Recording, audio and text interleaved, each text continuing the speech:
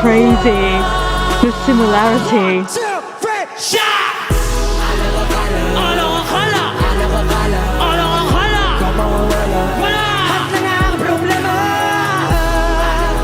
Yes, Pablo, more. Ad-lib more. Hi everyone, welcome back to my channel. Herrera here. I hope that you are all doing well. Guess what just happened? Guess what I am about to watch with you? So Pablo has guested on Rappler Live Jam, and so has Josue. I'm expecting performances, definitely of Determinado and Akala, and I just want the both of them to just go everywhere. Every radio show, every show, and guest there, talk to everybody, tell everyone how amazing they are, and perform these two killer songs. So do you want to watch this with me? This is not English subbed, but like what I did with Josh, I'm just going to watch it, just see what I can pick up. And of course, I have you to rely on in case I get some juicy gossip. Are you ready? I'm so looking forward to this. Pablo sa story ng SB19. Story ng SB19 is a collective journey of 5 people. Pero this one, lalo na, it's my story. It's all of the things that I do, mga behind the scenes, mga bagay na tumatakbo sa isipan ko. He's not performing La Luna. Mga bagay na gusto kong gawin, mga bagay na gusto kong gawin para sa iba. So itong La Luna, introduction siya ni Pablo. Parang kumbaga sa isang theater, show siya na mag-i-start pagbukas ng kortina. Parang kumbaga Has he sa werewolf, just performed La Luna? pag full mo na, Why is it not on the lumalabas na stream? yung anyo. So ayun, introduction ni Pablo. Ito yung raw thoughts, mga nilalaman ng isipan ko, tsaka mga gusto kong i-share sa mga tao na nagtitiwala sa akin at sumusuporta sa akin. Yun po. Nice, nice. So, you write your own songs for Why? yourself and Why also am I for not allowed to SB19, find diba? it? So, Okay, I had to really quickly go and check why La Luna was not included in this. This is the official Rappler Live YouTube channel. For whatever reason, the stream that they have uploaded, that performance is not a part of. However, I do know that after this, they tend to release just the performances. So perhaps in a couple of days, I'll get to watch that. But boo-hoo! Nagtitiwala sa akin at sumusuporta sa akin. Was it good? nice, nice. I bet it was good. What a So, silly you question. write your own songs for yourself and also for SB19, Yes, diba? So, parang, how do you know which ones are yours and which ones are for the group? Siguro po pag 5 yung kakanta. Parang, hindi ba ano po eh. Ano ba? Siyempre po, kasama ko yung 4 na yun.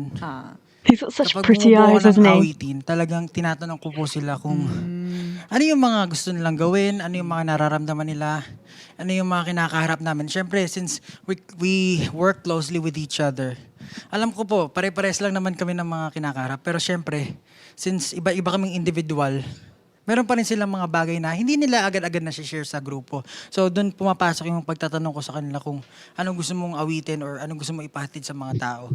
Right. Tapos naman po, si Pablo siya. Yung mga bagay na hindi ko nagagawa sa SB19, syempre po, pag nasa grupo ka, iba ka rin kumilos eh. Kasi you have to makibagay ba?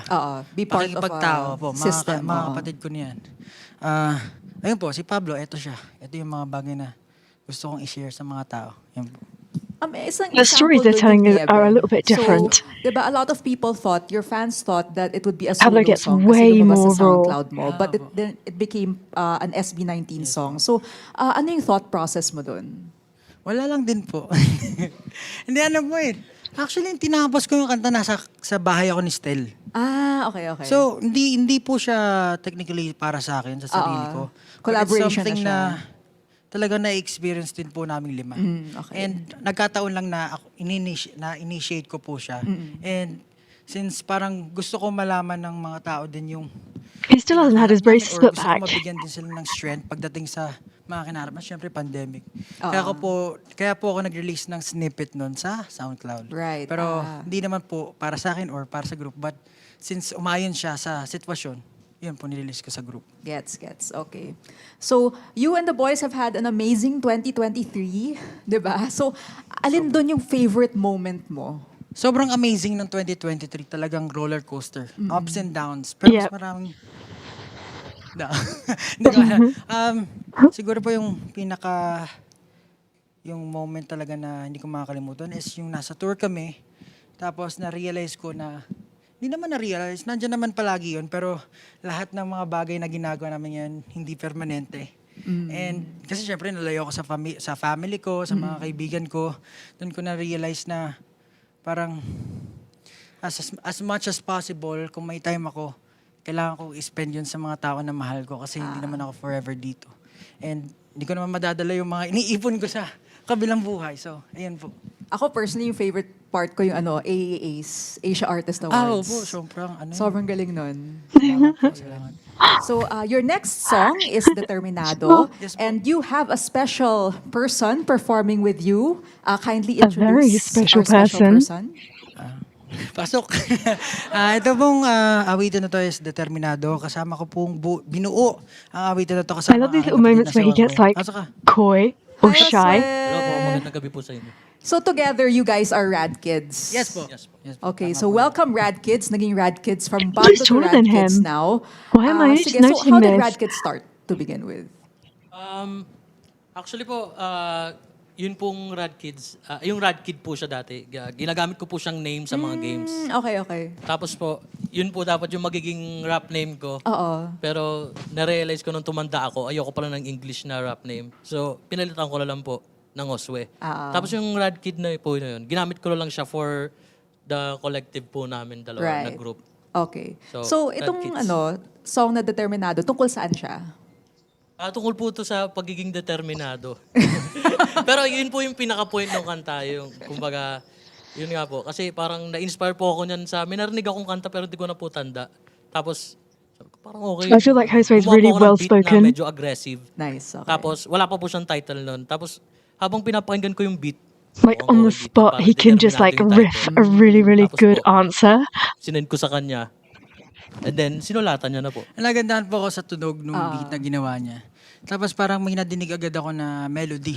Tapos ever since, nag-send po agad ako sa kanya ng chorus ba yun? Pre-chorus. Pre-chorus. Yung Determinado, walang makakapigil. Tapos parang sobrang nagustuhan ko po yung kanta kasi parang timely siya. Talagang yung time na yun siguro parang Just to say, really interesting that actually I've watched various things for the group and for each individual member, I would say, where things have not been subbed, and I've been able to follow along.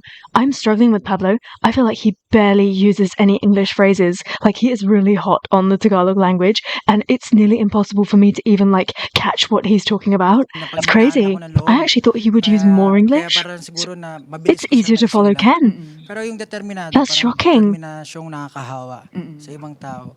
Tapos parang mahalaga po kasi na nalilive natin yung mga paniniwala natin, yung belief natin, na ipaglalaban natin or paano ba?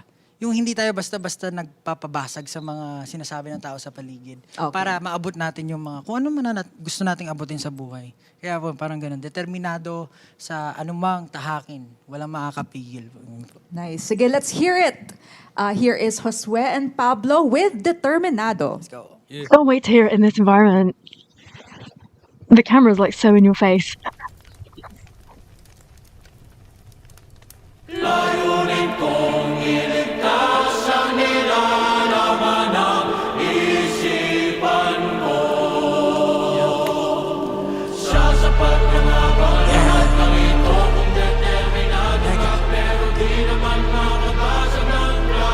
What a killer duo. Kami nagtanong ba't ang gusto sa akin na landas sa ligarito. Tako ng utak ko ay malayo sa iyo, maniobra palayo sa kakitirang yon. Kargado't napuno na rin ang ganito, pero di ako magpapalo ng salain nyo. Patuloy ang andar kahit na bali-bali ko, sa aking daanan supang to ay mababalik ko. Ano bang sabi? Such a great flow. Walang makakapigil, determinado. Aking sentido. I'm honestly, after these two songs, a fan of Josue in his own right. Basa ko ng dalawa na ibo, bawat suntok ay may bigat na malahibo. Kahit si Elos hindi ako mahibo, pag nag-dep si Roll birawin sa anino. Musika lang ang bisyo, ano tatanging ang bisyo. Kahit ano mong opinion, hindi malilipon. I mean, I don't understand what he's saying, but the clarity in everything.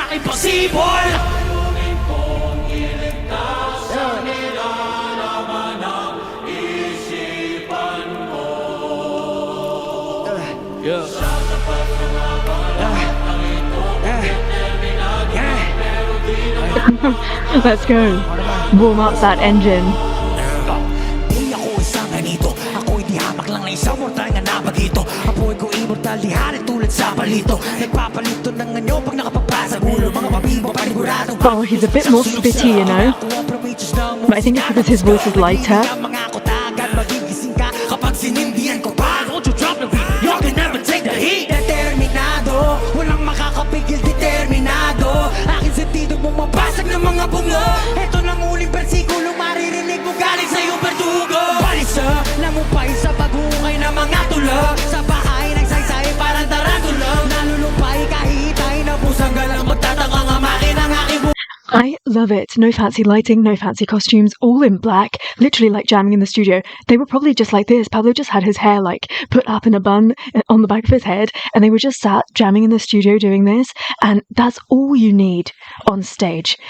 It does not matter. No amount of money needs to be pumped into talent like this. It just shines. It hits you in the face. Maglalakbay patungo sa aking pangarap na kailan pa man ay di mamamatay. Di mamamatay, lagi mananalaysay ang enerhiyang aking ibibigay. Bye-bye lang ang kayang silaya pag ang puso utak ay hindi magkaugnay. Di ko kailangan na lamang akin ang hayang tinapay. Tigilan mo kakahungay. Lumayas ka sa Shout at each other. isip ko di rin tunay. Kaysa'y magbigay-bugay. Matagal na akong patay kundi lang determinado. Oh my god. Ako ay determinado. Determinado. Ako ang iyong berdugo. It is so hard to get my eyes and my ears away from Pablo, but Josue is killing it. I love everything that he did, and I stopped listening to Pablo for a second. Pablo's voice went into the background, and I was all eyes and all ears on Josue. That is just killer what he's doing right in this latter section. Nanalaysay ang enerhiyang aking ibibigay. Bye-bye lang ang kayang silaya pag ang puso utak ay hindi magkaugnay. Di ko kailangan na lamang akin ang hayang tinapay. Tigilan mo kakahungay. Lumayas ka sa aking bahay. Kung isip ko di rin tunay. Kaysa'y magbigay-bugay. Matagal na akong patay kundi lang determinado. And also the fact when they both sing together, because their voices are somewhat similar, it just sounds like the voices amplified. Where we've had two rappers perhaps rap together or sing together previously, and you get that difference. It sounds like a rap harmony. They don't sound like they're harmonizing. It's one voice, but it's like doubled up. I absolutely love it.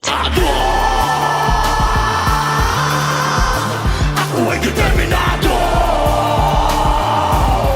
Ako ay determinado. Oh, Pablo. Determinado. Ako ang iyong berdugo. Look at the passion they just poured into that. Yeah.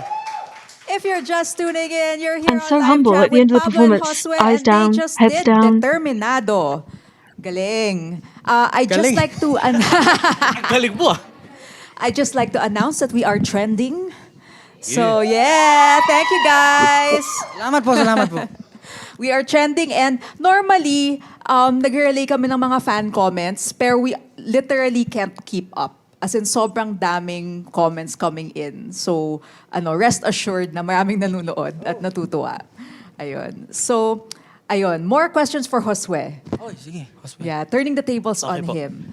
So, besides yun, usually, ganun ba yung creative process nyo? When it comes to, like, di ba sa Determinado, by beat ka, tapos chinare mo kay Pablo, parang, is that usually how it works? Usually po, opo. Kasi po yung mga songs po na collabs namin, ganun po yung parang nanggaling po sa mga beat ko na nagawa na pinakinggan niya na lang. Tapos sinulatan niya ng chorus. Nice, Ganun po. nice. Okay. All right. So, local hip-hop is so big now, like especially in the last few years, 'di ba? Sobrang naging mainstream na siya. Dati medyo tagu pa siya eh, Yes, pero yes. ngayon sobrang it's right front and center. So, why do you think yung genre na to has gotten so much traction recently? Either of you. Oh, that's an interesting I think question. po kasi ngayon po Not directly related siguro po medyo to nag-upgrade na rin perhaps yung what they've performed. yung style ng rapping. Kaya po medyo lumakas din po. Parang nakaka-catch up na po siya sa international na level, Right. kumbaga. Siguro po kaya naging ganun po yung traction niya ngayon. Tsaka siguro po Siguro syempre sa mga tao rin. Kasi napapansin ko sa mga rap songs, talagang sinasalamin niya yung parang buhay ng mga tao. Syempre sa dami ng words na masasabi mo, para ka nakakapagkwento na rin. And I feel like yung bukod sa music or sa instrumental or sa beat na talagang nakakapagbigay ng hype or nakakapag-vibe ka talaga. Siguro, Relatable din. relatable, very relatable yung mga tema ng mga hip-hop artists natin ngayon. Okay. What I'm loving from the two of them is the understanding that they've got. Obviously, they have had the same upbringing, so that's a real cool part of it. But they've got such a great understanding. Not all siblings get along, okay? But they've got a really great understanding, and they give each other the respect in the moment. So just because perhaps Pablo on paper is more popular than Josue doesn't mean that he thinks he knows better. So when Josue is talking, Pablo gives him the respect that he deserves, and allows him to have his bit, and if he wants to add on then he can, and vice versa as well. And I just really love that understanding, like you get your moment to talk, you're being asked a particular question, and just having that trust in somebody else, you know, it's difficult to find that, and actually SB19 do have that with one another as well, and they're not directly related. It can happen when you come across somebody that I guess has similar thoughts, ethics, goals to you, but this is especially nice because you see that there's no jealousy, there's no bitterness between them. They're willing each other to do well, and I really, really feel that. So, I just got news na nag-down yung YouTube kanina, but we will post La Luna live. I think you broke the internet. So, I bet so he did. congratulations. Okay na? Good. Go Okay na, okay na. So, I'm sure you have a lot of exciting projects coming up and exciting performances. Can you guys tell me what's going on in the next weeks? So, unang-una po, sa February 13, bago ang araw ng mga puso, meron pong UP Fair, magpa-perform po kami dyan. Sana po supportahan yung Rad Kids, Pablo and Josue. Makapunta po kayo dyan. Pakinggan nyo rin po yung iba Just pang next mga week. artists na magpa-perform, katulad ni JOSHCULLEN Santos. Siyempre, iba pa, marami pang ibang grupo. Maraming salamat po sa pagsuporta. Siyempre po, ngayong taon, nagpapasalamat din po ako sa lahat ng mga hotdog tsaka sumusuporta sa akin. Ngayon po, sinabi ko na magiging taon ko to. Hopefully, maging taon ko to. Mag-release po ako ng album. Kakayanin ko yan. Pag di ko nagawa, yari ako. Pero yun, maraming salamat po. Josue. Puro kasabi Yan din po. Sana po panoorin niyo po kami sa darating na performance po namin sa UP Fair sa February 13. And then, same lang din po, aim ko rin po makapaglabas ng EP this year. Sa dami po nangyayari, So that's his try ko own pa rin pong EP? gawin na makapaggawa ng EP. EP lang, hindi album. Exciting. Okay, nice. And update lang, it didn't cut on Facebook yung La Luna. So rest assured na it's right up there sa internets. Ayan. So your next song for us is Akala. It's unfortunately our last song. Hoo-hoo. Oh, everybody in the office is awing. Okay, so can you tell us how you created this track? Yun po, parang ganoon din po siya nagsimula. Pero ito po, medyo special po siya kasi during pandemic siya. Tsaka po, yun po yung parang unang-unang kanta na ginawa ko. Tapos tinulungan niya po ako. Okay. Tapos kasi po ginagawa ko po yung song na yun nung pandemic, di ba po? Tapos parang narinig niya. Oo. Tapos sinulatan niya rin po. Tapos actually, siya nga po yung nag-edit nun eh. Yun yung first ever collab nyo, technically. Opo. Pero you guys grew up together. Opo. So, parang, didn't you ever have a time na yung bata kayo, nag-collab kayo? Or parang, bakit ngayon lang? Siguro po mga bata pa kami. Kumbaga, hindi pa namin nakikita as profession yung okay. yung pag-perform or ano. Pero since nung college po parang doon mo talaga naramdaman na ito yung gusto kong gawin. Kaya po siguro Do it lang po sa karaoke ng bata yung ginagawa. May difference ba between collaborating with your brother and collaborating with your brothers from SB19? Wala naman po. I Wala mean, siguro since iba-iba lang sila ng personality and iba-iba ng way kung paano mag-perform or matuto. Siguro po yun lang. Doon lang. Maybe like Josue kakaiba. understands Pero sa kapatid Pablo ko a little po bit kasi more. medyo feeling ko harsh nga ako or nasasabi ko lahat ng kung ano gusto ko sabihin sa kanya. Oh, kapatid mo yan. Bakit naman yan? Oo. Ano naman, mga ganun po. Mas Yeah, you can say how mas you really mabilis naman feel. po yung communication namin kasi nagkakaintindihan po kami. Gets. Okay. So, itong Akala, tungkol saan to? Originally po, ginawa ko po siya. Medyo hindi po ganun yung topic niya. Pero ngayon po, yung original po na topic niya is parang hindi naman sa puro inom-inom lang. Kinanta ko po siya, parang kinakanta ko po kung ano yung nangyayari sa inuman namin. Kasi minsan po doon nakakapag-open up yung mga friends, Yeah. yung mga tropa po. So parang for me po, yung pag nag-iinuman kami, medyo bonding po siya para sa akin. I see. Pero dati po yun, pero ngayon hindi na po ako nag-iinom. Good boy ka na.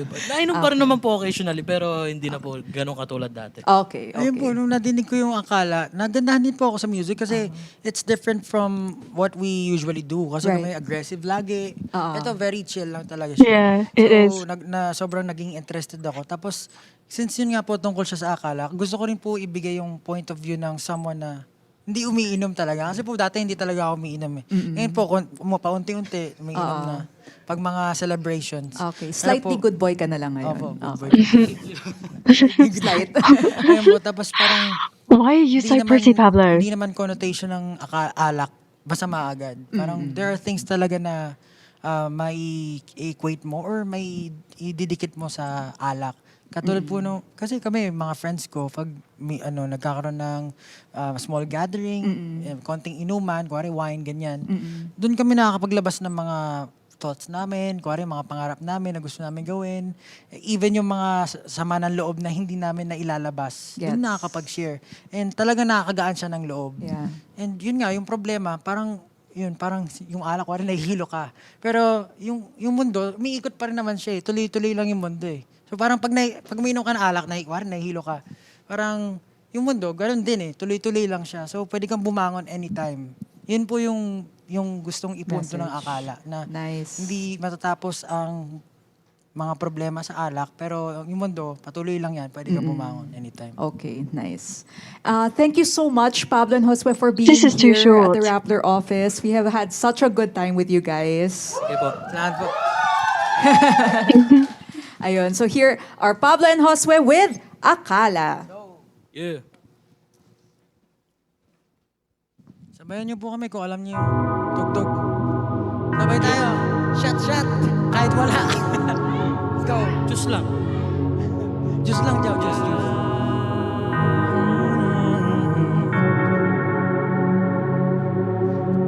Ay. Paabot naman ng alak Karawalwalan Wala naman dapat Na ginagawa na nararapat So different from Determinado. Gusto ko pang malaseng ng todo para makanta ka sa realidad.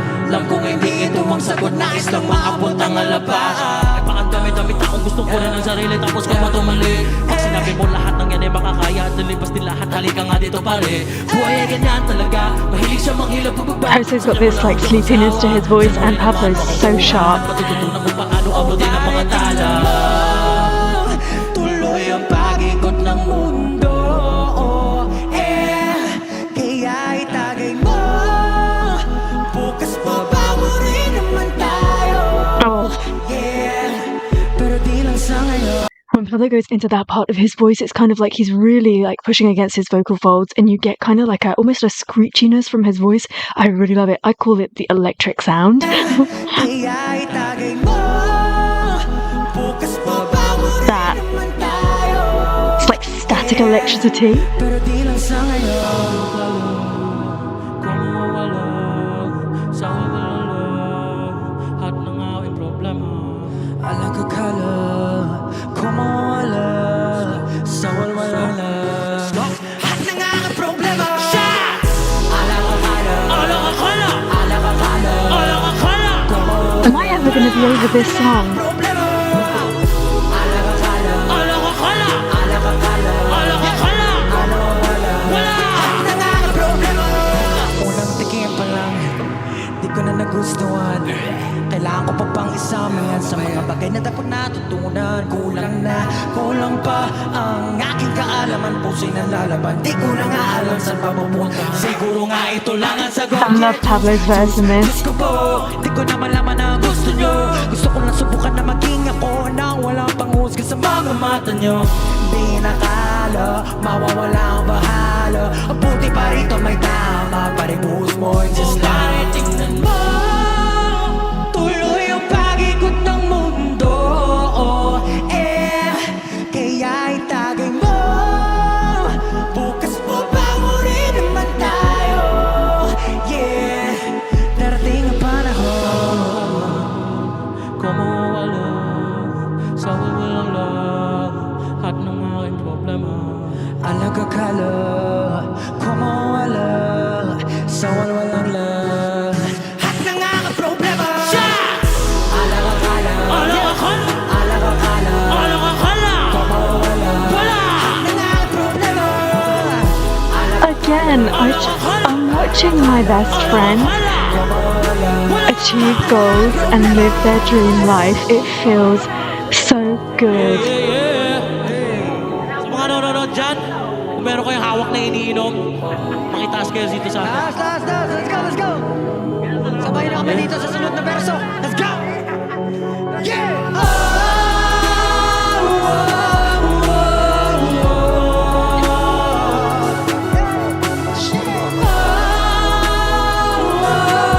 That's crazy. The similarity.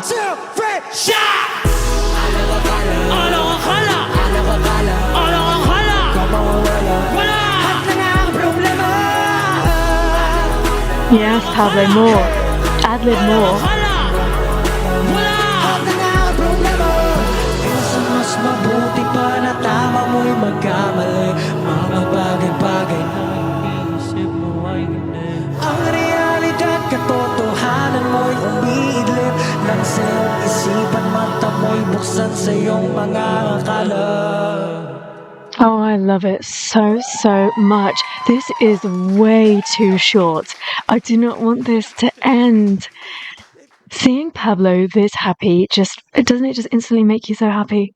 I love it, and I seriously want the both of them to guest on every single show and spread this talent, because I just think people still don't know about them, and they must. These were really, really great performances, and as much as I think that Rappler are not fully equipped in terms of microphones and sound system and everything, but it's actually quite nice to hear them.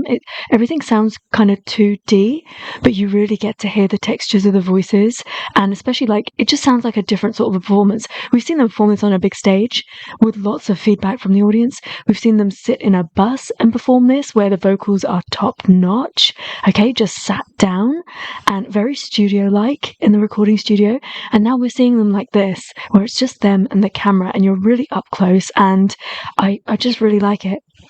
I love these two songs, and I'm falling more and more in love with Akala, and I'm thinking, when am I going to be over this song? It's just this duo is killer, and I cannot wait in the next couple of days, hopefully, for that La Luna performance to drop so I can watch it with you as well, because excuse me, La Luna is like one of my top songs. Do talk to me about this guesting, and yeah, it was hard for me to follow along what Pablo was saying, but I think it's just because he's got such a good grasp of the language that he doesn't need to ever speak in English. You know, sometimes I get lazy when I speak in like a mix of Urdu and English. I get a bit lazy and I use more English words, but for example, my dad speaks English, but if I am ever talking to my dad, I make a conscious effort to just speak in Urdu. Like, I'll tone down the English words a little bit, and I feel like Pablo is so comfortable speaking in Tagalog that he doesn't ever really need to even refer to many English words or phrases, because he's got it all down. And that just goes to show that he's such a great writer as well, and he just reads and absorbs so much that, yeah, who needs English?